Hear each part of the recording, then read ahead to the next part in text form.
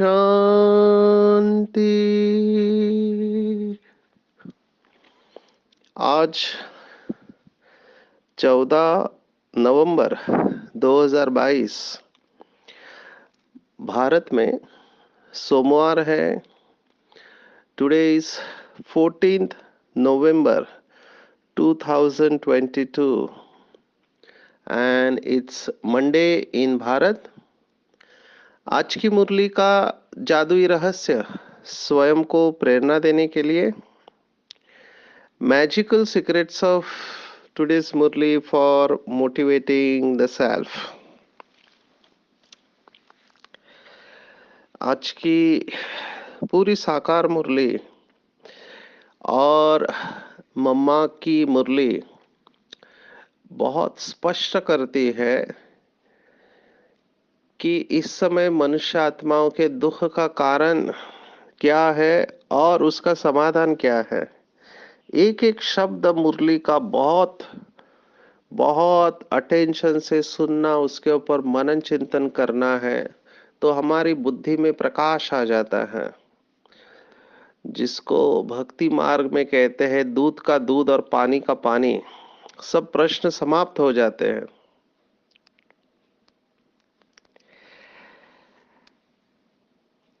वैसे आज की मुरली का पूरा फोकस है गीता का भगवान। बाबा ने कई बार मुरली में कहा है केवल एक बात को आप लेकर चलो, एक बात कि परमपिता परमात्मा से आपका क्या संबंध है और परमात्मा किसे कहेंगे, क्योंकि इसी में कन्फ्यूजन है। जो भी झगड़ा इस समय है, बाबा कहता है कि मेरे सभी बच्चे निधन के बन चुके हैं। माना जिसका धनी धोरी कोई नहीं, जिसके माँ बाप नहीं होते हैं तो वो झगड़ा करते हैं आपस में। जिस दिन दुनिया को ये पता चल जाएगा, सभी धर्मों को, कि हम सबका मात पिता एक ही शिव बाबा है, निराकार ज्ञान का सागर पतित पावन शिव बाबा है, तो झगड़ा खत्म हो जाएगा। हम एक बाप के बच्चे हैं और इसी बात को हमको युक्ति से सिद्ध करना है। अभी लोग समझते वो तुम्हारा भगवान है, ये हमारा भगवान है, तो मेरा और तुम्हारा भगवान कहते हैं। बाबा ने कहा है कि ऐसा समय आएगा भविष्य में, जो कि बहुत ही निकट है, कि सभी कहेंगे कि हमारा बाबा आ गया, हमारा बाबा आ गया। क्योंकि सभी आत्माओं को ये स्मृति लेके परम धाम में जाना है कि हम एक बाप के बच्चे हैं और उसी स्मृति से वो नीचे उतरेंगे। इसलिए आज की मुरली का जो स्पष्टीकरण है उसको बहुत गहराई से सुनना है और समझना है। मैं कोशिश करूंगा कि ये बात बुद्धि में बैठ जाए। पूरी मुरली को अगर समझना है तो खुद को समझना पड़ेगा। इसलिए आई एम स्टार्टिंग विथ मम्मा की जो मुरली है, क्योंकि मम्मा का सचमुच में कमाल है। कल यहाँ पर ओआरसी में, मैं इस समय दिल्ली में हूँ, ओम शांति रिट्रीट सेंटर दिल्ली, और हमारी आदरणीय आशा दीदी ने बहुत अच्छी बात कही 2 दिन पहले कि दोनों के हाथ में शास्त्र है। मम्मा ज्ञान की देवी सरस्वती है और ब्रह्मा बाबा के हाथ में भी शास्त्र है दिए हुए हैं, क्योंकि दोनों ने परमात्मा से सर्वोच्च ज्ञान धारण किया अपने बुद्धि में और नंबर 1 और नंबर 2 चले गए। उसमें भी विशेष आज की मुरली में बाबा ने कहा कि सरस्वती का गायन बहुत है, मंदिर है, लेकिन ब्रह्मा के उतने मंदिर नहीं है। केवल पुष्कर में, पुष्कर राजस्थान में ब्रह्मा का मंदिर है।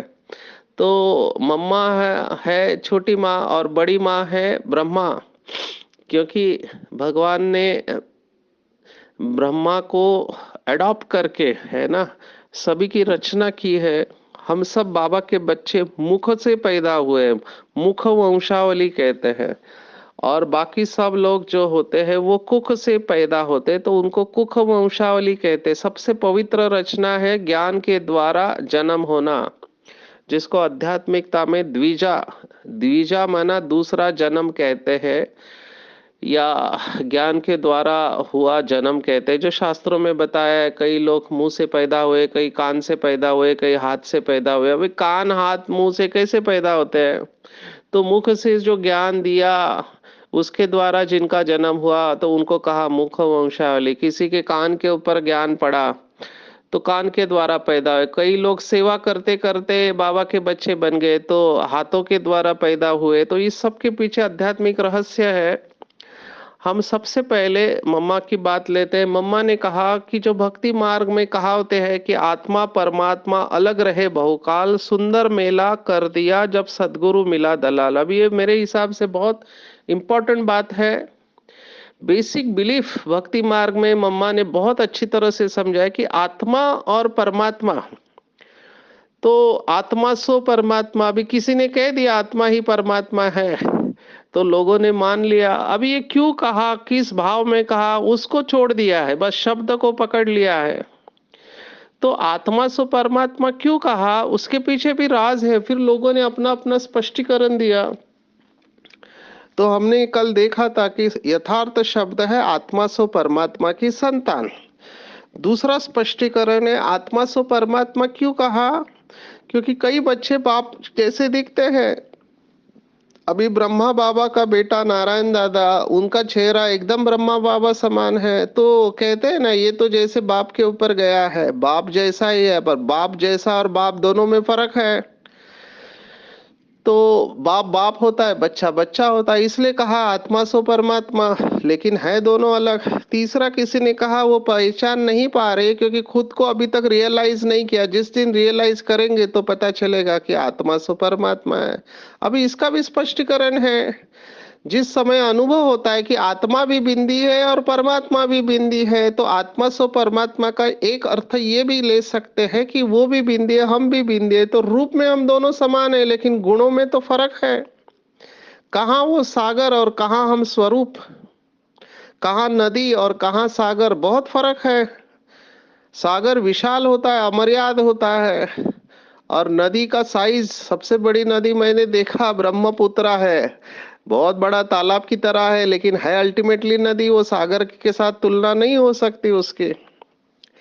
तो दोनों रूप में एक समान है, इसलिए आत्मा सो परमात्मा कह दिया। तीसरा चौथा कहते हैं कि उसके ऊपर आवरण चढ़ा हुआ है, जब वो आवरण माया का निकल जाएगा तो आत्मा परमात्मा में समा जाएगी। अभी ये भी ठीक है, लेकिन उसका यथार्थ स्पष्टीकरण हमको देना है।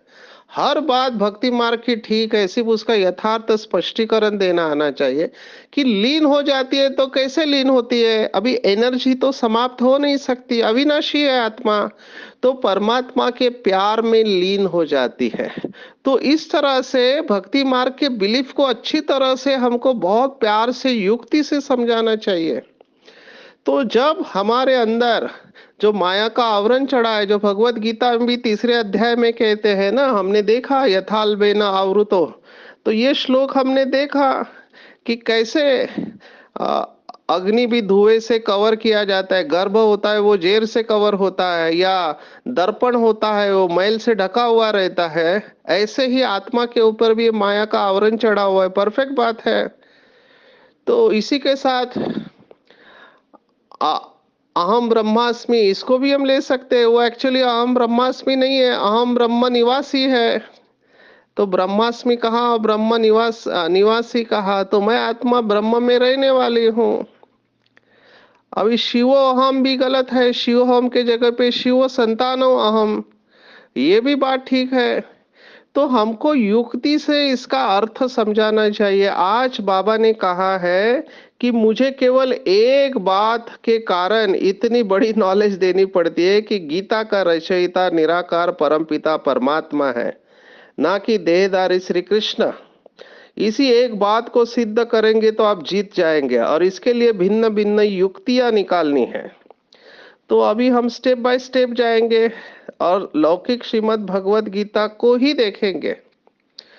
तो हमने श्रीमद् भगवत गीता स्टडी ग्रुप, आप में से कई लोग बहुत अच्छा स्टडी कर रहे हैं, तो फिर से बार बार ये एपिसोड सुनना चाहिए, क्योंकि ये ज्ञान बुद्धि में ठहरता नहीं है। ठहरता नहीं है, आपको बार बार स्टडी करना पड़ेगा। ये 37 एपिसोड्स जो हुए हैं और कई लोग इसके ऊपर नोट्स बनाते हैं। जरूरी नहीं कि आपको संस्कृत आए, आप भाव को समझ लो तो भी अच्छी बात है। आज बाबा ने इसको बहुत जोर दिया है, इसलिए मैं इसके बारे में थोड़ा आपको क्लैरिटी देता हूँ। अगर आज के मुरली रहस्य को भी आप बार बार सुनेंगे तो भी बहुत सारी क्लैरिटी आ जाएगी, स्पष्टता आ जाएगी। शुरुआत करते हैं कि गीता कब सुनाई गई। तो लौकिक के हिसाब से कहते हैं कि गीता का ज्ञान आज से 5100 वर्ष, उसमें भी एग्जैक्टली अगर कहे जाए 5100 के ऊपर कुछ वर्ष वो देते हैं। अभी उसमें भी डिफरेंस ऑफ ओपिनियन है। अगर हम 5100 वर्ष भी ले ले तो भी हमारा परफेक्ट बैठता है। तो 5000 वर्ष के पूर्व महाभारत युद्ध हुआ था, उसमें गीता सुनाई गई थी, ऐसे लौकिक वाले भी मानते हैं। और वेदों का काल उन्होंने 4000 या 1500 से 2000 बीसी ऐसे बताया, उसमें भी फर्क है। तो वो भी हम समझ सकते हैं कि द्वापर के थोड़ा पहले ये लौकिक वाले ही कहते हैं कि उस समय वेदों का ज्ञान दिया गया। इसका मतलब गीता पहले है और वेद बाद में है। इसका मतलब वेद उपनिषद जितने भी निकले हैं गीता से निकले हैं। पहले गीता है बाद में ये है, तो इससे ये बात पता चलती है कि गीता के बाद ये निकले हैं। हालांकि लौकिक में ये लोग समझते हैं कि वेद पहले हुए, उसके बाद उपनिषद और उसका सार गीता में आया। लेकिन कैलकुलेशन के हिसाब से अगर गीता सुनाई गई थी 5000 वर्ष पहले, और इनके कैलकुलेशन के हिसाब से ही जो बिफोर क्राइस्ट ये लोग जो कहते हैं 2500 साल पहले, तो वो आता है द्वापर के आसपास आता है समय। तो ये बात बाबा के ज्ञान के हिसाब से ठीक बैठती है। दूसरी पॉइंट कि महाभारत युद्ध, अभी इसमें भी लोग मानते हैं कि ऐसा कोई युद्ध नहीं हुआ था। जो समझते हैं कुरुक्षेत्र के पास है ना युद्ध हुआ, जिसमें श्री कृष्ण ने अर्जुन को गीता सुनाई। अब ये स्पष्ट है, इसके ऊपर हम बहुत समय तक जा सकते हैं। शॉर्ट में इतना ही कहेंगे कि कोई भी माँ बाप अपने बच्चों के नाम दुर्योधन, दुशासन, दुश्शला ऐसे नहीं रखेंगे। कोई भी माँ बाप कितने ही बुरे क्यों ना हो, अपने बच्चों के नाम निगेटिव नहीं रखते हैं। तो ये हमारे मन के अंदर चलने वाला युद्ध है। ठीक है। तीसरी पॉइंट कहते हैं कि घोड़ा गाड़ी में युद्ध चले तो रथ में बैठकर ज्ञान दिया। अभी इसको थोड़ा अच्छी तरह से समझना है, रथ क्या है। तो संस्कृत में शरीर को रथ कहते हैं, है ना, और शरीर के अंदर आत्मा होती है, उसको रथी कहते हैं। तो जब रथी निकल जाती है तो उस शरीर को अर्थी कहते हैं। अरथी माना जिसके अंदर से रथी निकल गया है। तो रथ किसका है? तो श्री कृष्ण का रथ है। क्यों? क्योंकि जिस रथ में परमात्मा प्रवेश करते हैं, जिस रथ में परमात्मा प्रवेश करते हैं वो श्री कृष्ण का रथ है। यही बात आज की साकार मुरली में आई है कि बाबा ने कहा श्री कृष्ण की ही आत्मा अंतिम जन्म में ब्रह्मा बन जाती है। अंतिम जन्म ब्रह्मा का है, पहला जन्म श्री कृष्ण का है। तो आप इसको देखो कैसे कंफ्यूजन हुआ है। कंफ्यूजन इसलिए हुआ है कि ब्रह्मा को देखकर श्री कृष्ण का साक्षात्कार होता है। ठीक है। तो जिनको भी ब्रह्मा बाबा को देखकर श्री कृष्ण का साक्षात्कार हुआ, उन्होंने समझा कि श्री कृष्ण की आत्मा इसके शरीर में आकर उसने ज्ञान दिया। क्योंकि शिव बाबा तो समझ में आता नहीं, वो तो निराकार है, दिखाई भी नहीं देता। श्री कृष्ण दिखाई देता है। तो अगर इस बात को हम समझे कि जो आज बाबा ने मुरली में कहा है कि ब्रह्मा के तन में शिव बाबा आता है और ब्रह्मा की आत्मा ही श्री कृष्ण की आत्मा है, तो हमारा स्पष्टीकरण हमको मिल जाता है। और युद्ध कहाँ चल रहा है? मन के अंदर चल रहा है। धर्म क्षेत्रे कुरुक्षेत्र ऐसा पहला श्लोक है धृतराष्ट्रवाच भगवत गीता का। तो ये हमारे मन के अंदर कुरुक्षेत्र, ये युद्ध चल रहा है आसुरी गुण और दैवी गुणों के बीच में। तो राम और रावण का युद्ध चल रहा है, तो ये हमारे अंदर चल रहा है और परमात्मा श्रीमत देकर हमको इस युद्ध में विजय प्राप्त कराते हैं। ये तीसरी पॉइंट हो गई। चौथी बात, क्या जिसका शरीर है वो परमात्मा हो सकता है? तो नहीं हो सकता। क्यों? क्योंकि हमने ही भगवत गीता में ये बात नोटिस की है। अगर आप चौथे अध्याय को आप अच्छी तरह से समझो तो चौथे अध्याय में 5, 6, 7, 8, 9 ये पांचों ही श्लोक परमात्मा के अवतरण के बारे में बताते हैं। पहला परमात्मा कहता है कि हे अर्जुन, तुम अपने जन्मों को नहीं जानते, पर मैं जानता हूं, तुम भूल चुके हो। और फिर परमात्मा कहता है छठे श्लोक में, अजोऽपि सन्नव्यात्मा भूतानाम ईश्वरोऽपि सन प्रकृतिम स्वामदिष्टाय। माना प्रकृति को अधीन करके मैं आता हूं, मैं अजन्मा हूं। अभी कृष्ण का तो जन्म हुआ है और परमात्मा यहाँ कहता है अजन्मा हूं। और कब आता हूं? तो जब जब धर्म की ग्लानि होती है। तो ये 7वां और 8वां श्लोक है, यदा यदा ही धर्मस्य, है ना। फिर से नए धर्म की स्थापना करने के लिए, सत धर्म की स्थापना और साधुओं का उद्धार करने के लिए मैं आता हूं।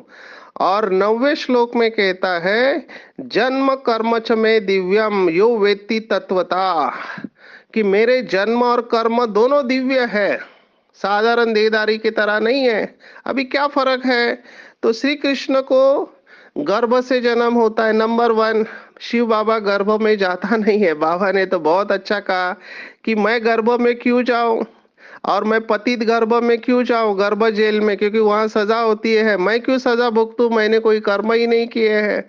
और सतयुग में तो गर्भ महल होते हैं, तो मुझे वहां जरूरत ही नहीं, मैं तो पतित शरीर में आऊंगा।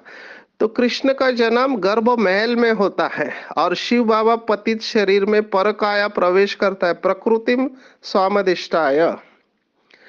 तो श्री कृष्ण के माता पिता है, शिव बाबा के माता पिता नहीं है, नंबर 2। नंबर 3, श्री कृष्ण का भी मृत्यु होता है। श्री कृष्ण का परिवार है, पत्नी है, बच्चे हैं, और श्री कृष्ण टीचर के पास जाके पढ़ाई पढ़ता है ना। बताया सांदीपनी ऋषि उसके शिक्षक रहे हैं।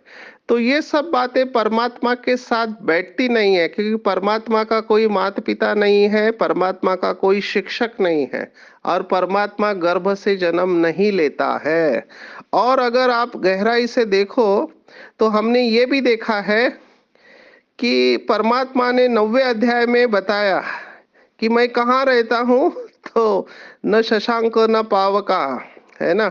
सॉरी, 15वें अध्याय में बताया है, 15वां अध्याय पुरुषोत्तम योग। तो उसमें हमने देखा कि परमात्मा कहाँ रहता है, परम धाम में रहता है। परम धाम कहाँ है? तो जहां पर सूर्य और चंद्र का प्रकाश नहीं है, ऐसे परम धाम में परमात्मा रहता है। यद गत्वा न निवर्तन्ते तद्धामम परमम मम। ये 15वें अध्याय में छठा श्लोक है। अभी परमात्मा देवात्मा भी नहीं है, ये हमने 9वें अध्याय में देखा। 9वें अध्याय का 25वां श्लोक है, यान्ति देवव्रता देवान पितॄन यान्ति पितृवता भूतानि यान्ति भूतेजा यान्ति मध्याजिनो अपि माम। माना जो देवताओं को याद करते हैं देवताओं के पास जाते हैं, पितरों को याद करते पितरों के पास जाते हैं, भूतों को याद करने वाले भूतों के पास जाते, लेकिन मुझे याद करने वाले मेरे पास आते। यानी मैं देवता नहीं हूँ, पितर नहीं हूँ, भूत नहीं हूँ, मैं इनसे परे हूँ। तो ये सब बातें हमको बताते हैं कि परमात्मा अजन्मा है, निराकार है, गर्भ में प्रवेश नहीं करता, उसका वो परकाया प्रवेश करता है, और वो परम धाम का निवासी है। तो श्री कृष्ण इसमें बैठता नहीं है, और श्री कृष्ण की महिमा और परमात्मा की महिमा टोटली अलग है। श्री कृष्ण की महिमा है सर्वगुण संपन्न, 16 कला संपूर्ण, संपूर्ण निर्विकारी, मर्यादा पुरुषोत्तम और संपूर्ण अहिंसक। और परमात्मा की महिमा है निराकार, ज्योति बिंदु स्वरूप, ज्ञान का सागर, पतित पावन, शांति का सागर, प्रेम का सागर, आनंद का सागर। ये परमात्मा की महिमा है। तो दोनों की महिमा अलग है, नाम रूप देश काल सभी अलग है। तो बाबा ने कहा ये बात हमको सिद्ध करके बतानी है। तो इसके ऊपर चिंतन करेंगे आज अच्छी तरह से कि कैसे परमात्मा गीता ज्ञान दाता है। तो ये जो मम्मा की बात कही थी कि उसने क्या किया, तो आत्मा और परमात्मा में लीन नहीं होती है, आत्मा परमात्मा नहीं है, लेकिन आत्मा अशांत हो चुकी है, और उसको अशांत करने वाले कौन है? तो विकार है। तो विकार या कर्म बंधन है, तो इस विकारों के कर्म बंधन से जब तक छूटेंगे नहीं, तब तक आत्मा को शांति का अनुभव नहीं हो सकता। और वही ज्ञान शिव बाबा ने संगम युग पर आकर दिया है, जो कहता है कि जब जब धर्म की ग्लानि होती है मैं आता हूँ, और वो आया है इस समय और हमको यथार्थ ज्ञान दे रहा है कि बच्चे तुम आत्मा हो और तुम मेरे बच्चे हो। मैं पवित्रता का सागर हूँ और तुम परम पवित्र हो। मैं शांति का सागर हूं और तुम शांत स्वरूप आत्मा हो। तो जब हमको ये रियलाइजेशन होती है, तब हमारे असली गुण, जो अनादि गुण है, वो जागृत हो जाते हैं और हमारा परमात्मा के साथ संबंध जुड़ जाता है। ये संबंध जोड़ना बहुत जरूरी है। मैं देखता हूँ कई सारे बीके भाई बहने केवल योग में ऐसे भी है, कहते हैं हमको केवल मेडिटेशन अच्छा लगता है, ज्ञान नहीं चाहिए। और कुछ लोग है कहते हैं हमको केवल ज्ञान चाहिए। दोनों जरूरी है, ज्ञान और योग। मेडिटेशन केवल आप करेंगे और ज्ञान को नहीं समझेंगे तो भी नहीं चलेगा, क्योंकि जब तक हमारा योग परमात्मा से लग नहीं सकता या लगता नहीं है, तब तक हमारे पाप कर्म भस्म नहीं होंगे। और उसका आधार है ईश्वरीय ज्ञान। उसको संबंध जोड़ना पड़ेगा। कई लोग आधा मेडिटेशन के बारे में सोचते कि साइलेंस में बैठना है, तो साइलेंस में बैठना योग नहीं है। बाबा के साथ संबंध जोड़ना पड़ेगा कि वो हमारा पिता भी है, वो हमारा टीचर भी है, वो हमारा गुरु भी है, वो हमारा सब कुछ है। तो जब संबंध होता है तब वहां पे प्राप्ति होती है, और वहां प्राप्ति है वहां बुद्धि स्थिर हो जाती है, बुद्धि का भटकना बंद हो जाता है और हमारे कर्म बंधन धीरे धीरे टूटने लगते हैं और हमको शांति का अनुभव होता है। तो आज बाबा ने शांति की शक्ति के बारे में कहा। अभी इसका एप्लीकेशंस के ऊपर हम आते हैं। बाबा ने कहा शांति की शक्ति सभी आविष्कार की जननी है। जितने भी रिसर्च हुए हैं, इवन साइंटिस्ट जिसको साइंस पावर कहते हैं, तो बाबा ने यहाँ तक कहा कि साइंस का आधार भी साइलेंस है।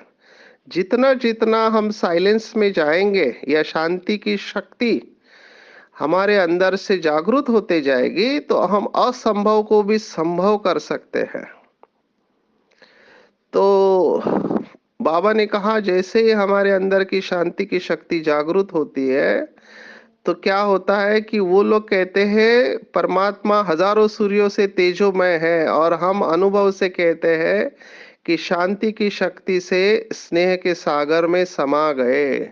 इसलिए शांति की शक्ति सर्वश्रेष्ठ शक्ति है।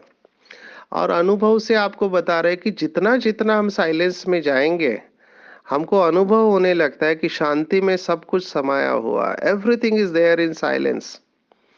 और ये सबसे पावरफुल स्टेज है कि जितना जितना हमको अनुभव होने लगता है बाबा के गुणों का, तो उतना उतना हम नेचुरली साइलेंस की स्टेज पर जाते हैं। साइलेंस की स्टेज जबरदस्ती नहीं ला सकते आप मुंह को बंद कर सकते हैं, लेकिन अंदर से शांति कहाँ से लाएंगे? ये भी अच्छी बात है कि आप मौन में रखते रहते हैं, लेकिन मुख के मौन से मन का मौन कई गुना इफेक्टिव है। और आगे चलकर जैसे हम अंदर से बाबा से शक्तियां खींचने लगेंगे, हमको साइलेंस का अनुभव होने लगेगा, तो अपने आप हमारा मुंह बंद होने लगेगा। जितने भी भाई बहनों ने भट्टी की है और जिनको अनुभव हुआ है, वो अपना अनुभव सुनाते हैं कि जैसे हमको साइलेंस का अनुभव होता है, हमको बोलने का दिल नहीं करता है। ये प्रैक्टिकल है, फैक्ट है। और जो लोग लंबे समय तक साइलेंस में रहते हैं, उनको बोलने का दिल ही नहीं करेगा, और उनके पास एक पावर आने लगती है। नंबरवार बाबा के बच्चे इस स्टेज पर जाएंगे। बाबा ने एक मुरली में कहा था कि जितने आप अंदर से स्वच्छ होते जाएंगे, पवित्र होते जाएंगे, आप एक दर्पण बन जाएंगे।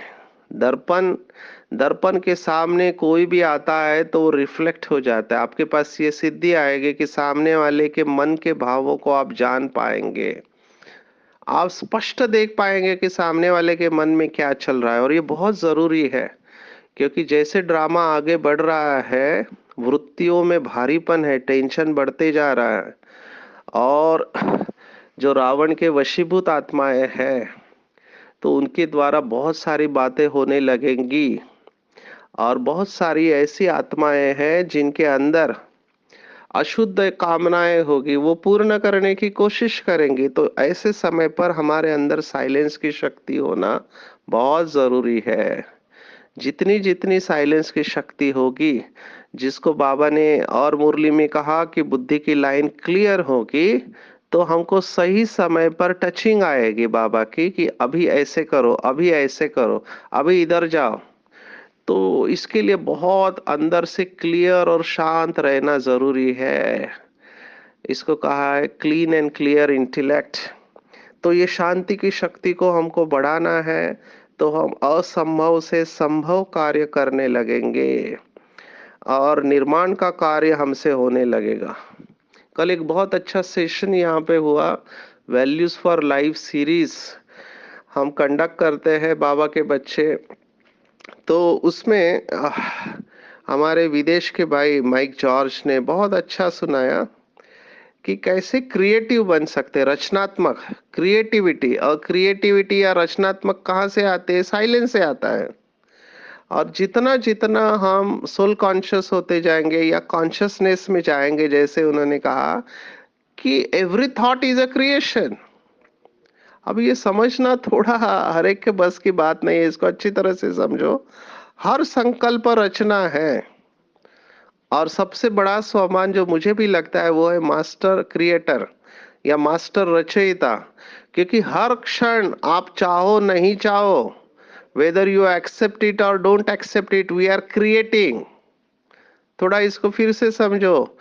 आप चाहो नहीं चाहो, हर क्षण हर सेकंड हम नया संकल्प क्रिएट कर रहे हैं।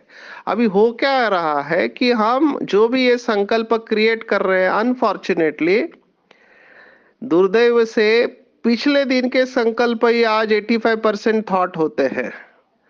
हम नया संकल्प क्रिएट नहीं कर पाते हैं। जो कॉन्शियस होंगे, वो जो जागरूक अवस्था में होंगे, वो हर क्षण उनके अंदर ये भासना आएंगे कि मैं नया श्रेष्ठ संकल्प क्रिएट कर रहा हूँ और मैं मास्टर भगवान हूँ, क्योंकि मैं नया और श्रेष्ठ संकल्प क्रिएट कर रहा हूँ। और उसकी खुशी होगी और इसके ऊपर एक कंट्रोल आएगा कि मेरे संकल्प से सृष्टि चल रही है। तो ज्ञान की नई और निराली बातें सिद्ध करना सहज हो जाएगा। और ऐसे बाबा के बच्चे हर्षित मुख, अचल स्थिर और ज्ञान की मस्ती में रहेंगे और योग युक्त और युक्ति युक्त होंगे। तो जितना जितना ऐसे हम मन और बुद्धि को श्रीमत पर चलकर स्वच्छ बनाएंगे, शुद्ध बनेंगे, उतना उतना हमारे बुद्धि के अंदर ज्ञान की धारणा होती जाएगी, दिव्य गुणों की और शक्तियों की धारणा होती जाएंगी और हमारे द्वारा युक्ति युक्त बोल निकलेंगे। और हमारा जो अहंकार है, जिसको बाबा ने कहा अशुद्ध अहंकार, जिसको ईगो कहते हैं, वो बदलकर शुद्ध अहंकार, बाबा ने आज शब्द इस्तेमाल किया शुद्ध घमंड, या जिसको कहते हैं हेल्दी सेल्फ रिस्पेक्ट, या शब्द है स्वमान, उसमें हम स्थित होने लगेंगे। और ऐसे बाबा के बच्चों के द्वारा ही बाबा प्रत्यक्ष होता जाएगा। तो फिर हम जो भी कहेंगे उसका तीर लगेगा, तीर लगेगा। आप जब ये बाबा की याद में नशे के साथ कहेंगे कि गीता का भगवान निराकार शिव बाबा है, ना कि देहधारी श्री कृष्ण है, तो ये लोग स्वीकार करने लगेंगे कि परमात्मा अलग है और देहधारी श्री कृष्ण अलग है। तो हमारा अहंकार समाप्त हो जाएगा, हमारे बोल से सामने वाले को तीर लग जाएगा और बाबा की प्रत्यक्षता हो जाएगी। तो आज पूरे दिन इसके ऊपर हम चिंतन करेंगे कि कैसे हम दुनिया वालों को बताएं कि गीता सर्व शास्त्रों का माई बाप है, सर्व शास्त्र की शिरोमणि गीता है और गीता का भगवान निराकार परमपिता परमात्मा शिव बाबा है, ना कि देहधारी कृष्ण। और जैसे ये बात प्रत्यक्ष हो जाएगी, बाबा की प्रत्यक्षता बहुत ही जल्दी हो जाएंगी और उसके लिए हम निमित्त बनेंगे।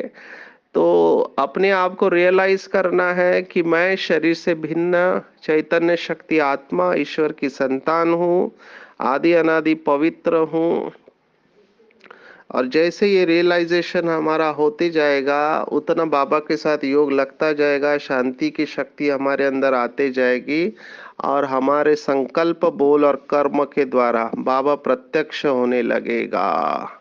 अच्छा, ओम शांति।